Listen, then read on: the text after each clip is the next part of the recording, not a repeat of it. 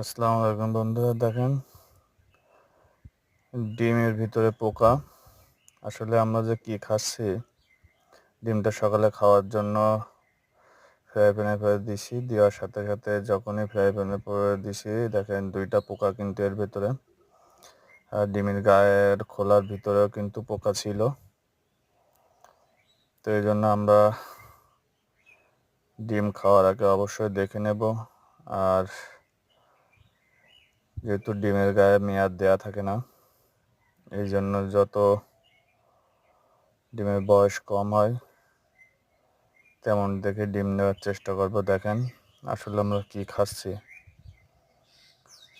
দেখেন এই খোলার গায়েও কিন্তু পোকা আছে, অনেকগুলো ডিমও পারছে পোকায় খোলার গায়ে। আল্লাহ আমাদের রক্ষা করো। দেখেন কি অবস্থা।